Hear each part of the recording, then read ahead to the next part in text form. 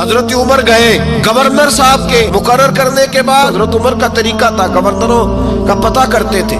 آپ کا طریقہ یہ تھا کہ جس علاقے کا گورنر ہوتا ہے اس کی جامع مسجد میں سب لوگوں کو جمع کر، اور پھر گورنر کو بھی بلاتے تو کہتے کوئی شکایت ہے گورنر کی تو بتاؤ۔ مسجد میں جمع کیا، لوگ اکٹھے ہو گئے۔ حضرت فاروق اعظم رضی اللہ تعالیٰ عنہ نے فرمایا گورنر کی کوئی شکایت ہے تو بتاؤ۔ تو صوبے کے لوگ کہنے لگے 4 شکایتیں ہیں گورنر صاحب کی۔ کون سی؟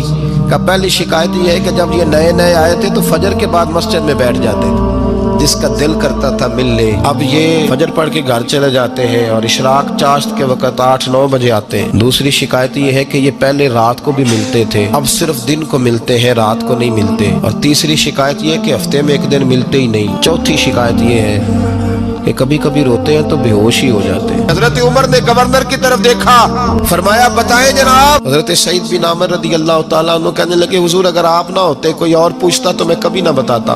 حضور میری مجبوری یہ ہے کہ میری بیوی بیمار ہو گئی ہے، میں غریب آدمی ہوں، نوکر نہیں رکھ سکتا، میں سویرے اٹھ کے اپنے گھر میں جھاڑو دیتا ہوں، برتن دھوتا ہوں، آٹا گوندتا ہوں، روٹی پکاتا ہوں اور اپنی باوفا بیوی کے منہ میں لقمے ڈالتا ہوں۔ حضور وہ پخانہ پیشاب کرتی ہے تو وہ بھی میں صاف کرتا ہوں، وہ میری ذمہ داری جو ہوئی تو ذرا دیر ہو جاتی ہے۔ بس پہلے سوال کا جواب آیا تو لوگ کہتے ہیں ہمارے جسم کے رونگٹے کھڑے ہو گئے۔